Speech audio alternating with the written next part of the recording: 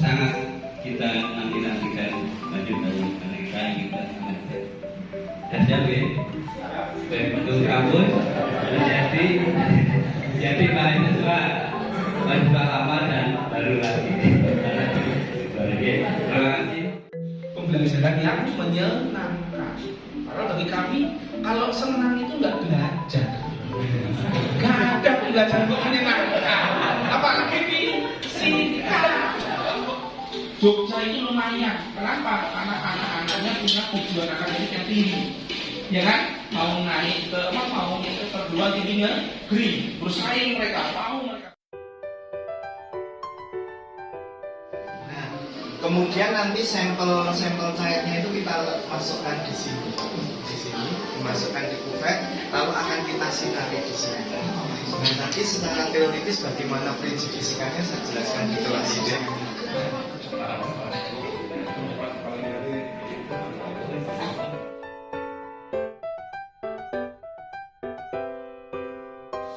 Mungkin nanti bisa diterapkan lebih luas lagi harapannya, terutama di fasilitas kesehatan di daerah terpencil. Itu ya nggak ada spektrumnya.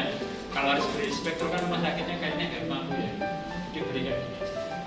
Jadi ini ada darah satiknya, ada tabungnya, dan juga darah. Jadi di sini darahnya itu nanti di tampungnya itu dalam tabung khusus ya, namanya tabung IDTA. Jadi kenapa ditabung IDTA? Karena supaya dia itu tidak mengendap. Jadi sini ditambah ada tambahan IDTA supaya dia tidak mengendap. Kenapa kok tidak boleh mengendap? Karena kita akan mengamati endapannya. Kalau dia sudah mengendap juga nanti kita nggak bisa mengamati apa-apa. Oke, jadi yang pertama kita siapkan dulu alatnya, juga dipastikan kalau dia itu stabil. Nah ini permukaannya stabil. Jadi kalau jadi kalau mejanya hilang satu kakinya jangan dipakai. Terus ini ada pipet balonnya. Jadi pipet balonnya ini kita gunakan untuk penyedot darahnya. Di sini ada beberapa kode, ada S, ada E, ada A. Nah itu mungkin ini agak teknis ya penjelasannya. Jadi di sini prinsipnya sama kayak pipet balonnya. Jadi kita kurangi tekanannya dengan seperti ini, dipencet sini sama sini. Jadi udah siap dipakai. Ini untuk pipetnya. Dan nanti untuk setting sebenarnya itu kan saya harusnya pakai jas lab ya. Pertama saya harus pakai jas lab, terus ini juga steril. Kalau ini cuma penjelasan aja. Nah kenapa itu penting? Karena terutama kalau untuk darah pasien yang kanker itu kan ada banyak macam-macam di darahnya. Nanti kalau kena saya kanker mana jadinya. Jadi ini darah normal kok. Ya ini darah normal. Teman mahasiswa Mbak dia ini ya Mbak dia yang kami ambil. Jadi ini ya biasa kayak pas ambilkan darahnya juga dimasukkan sampai blok. Terus disiapkan ini darahnya. Terus ini juga tadi mungkin belum dijelaskan, ini sebenarnya itu tutup vial. Kita modifikasi jadi dipakai untuk nanti alas. untuk alas bagian sini biar darahnya tidak lepas kemana-mana. Ini kalau misal bingung nih apa sih ini? Nah ini cuma tutup vial. Nah ini Yang itu botol kecil-kecil sebesar jari ini. biasanya buat pakai obat.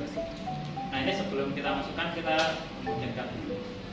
Fungsinya dihomogenkan Bapak Ibu, komposisi darah itu biar betul-betul menyebar homogen, termasuk ion-ionnya.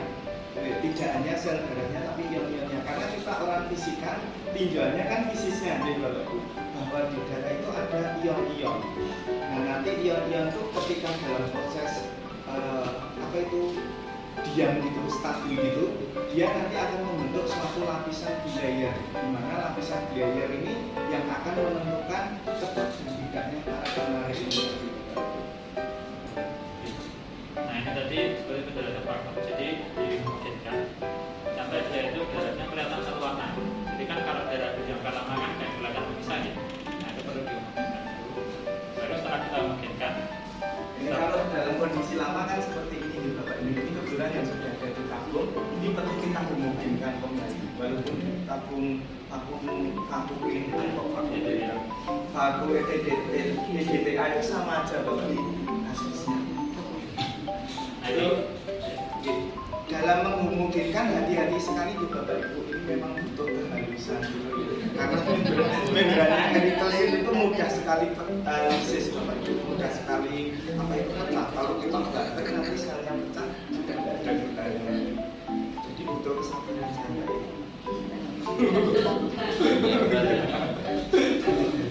Ini teman sekelas saya Bapak Ibu, Mbak Ika ini. Nah ini selanjutnya kita buka tabelnya. Terus di sini kan ada tombol S-nya ya. S itu sub itu buat ngambilnya. Jadi ini kita tinggal masukkan. Jadi prinsipnya tetap fisika ya Bapak Ibu, kan itu hanya masalah tekanan, bisa tekanan. Nah di sini kan ada angkanya ya Bapak Ibu. Jadi kita naikkan sampai 0. Ya, nah ini Bapak Ibu, ini ada nyun sewu, ini ada nolnya, skalanya ada di atas Bapak Ibu. Jika kita sedot sampai 0, lalu nanti ketika pengujian itu kita tunggu selama 1 jam, dia turunnya berapa? Nah, ketika turunnya normal itu kalau laki-laki dewasa biasanya sekitar 12 atau 15 ya, Saya lupa. ya, sekitar itu ya Bapak Ibu. Kalau nggak keliru 15 kalau yang laki-laki, kalau yang putri itu 20. Nah, kalau nanti lebih dari itu kemungkinan besar kondisi Bapak Ibu baru tidak normal.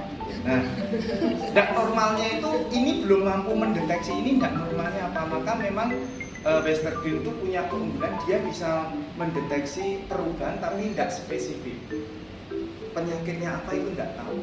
Tapi dari LED ini sudah bisa dipastikan kalau laju endap darahnya per jam itu 100 mm per jam, artinya sudah sampai di sini Bapak Ibu, mesti orang itu baru mengalami penyakit keganasan. Artinya apa? Dia mengidap kanker. Itu Bapak Ibu. Nah, Pak, kok tadi Bapak menceritakan itu metode itu spesifik kok masih digunakan saat ini?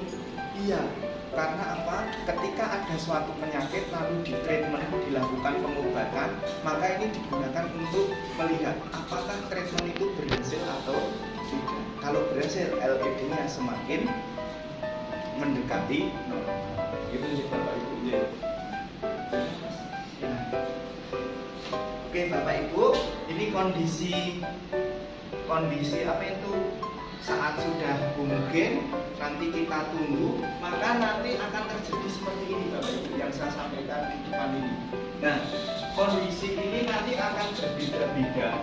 Maksud saya adalah laju penimbunan ini berbeda-beda ketika orang itu dalam kondisi normal atau tidak normal. Maksud saya tidak normal dalam kondisi tidak sehat. Ini sebetulnya teori dasarnya dari ini Bapak Ibu, dari dimana metode yang sudah establis tapi dia tidak sensitif. Nah, lalu saya kembangkan ini. Nah, spektrum ini dia itu akan menyinari daerah tertentu Bapak Ibu. Tadi Bapak Ibu bisa tak tunjukkan pupetnya, itu tidak semua pupet itu tersinari. Nah, maka karena tidak tersinari, daerah yang tersinari di mana bisa memakai pupet mikro, ya Bapak Ibu. Nah, bedanya antara ini dan ini apa? Ini sama-sama mereka itu mengalami pengendapan. Tapi kalau yang ini, yang Westergren, itu mengukurnya itu ada di 2 posisi Bapak Ibu. Misalnya ada proteinnya besar 1 mikrogram, diambil pas darahnya masih 1 mikrogram misalnya, diproses berkurang 100 kali, sampai akhirnya cuma metode banget tidak bisa terjadi. Ini turun seperti pembuluhan. Selesai masalah? Udah sebenarnya. Bagaimana turunan itu bisa terjadi? Bagaimana waktu taruhnya dari grafik itulah bisa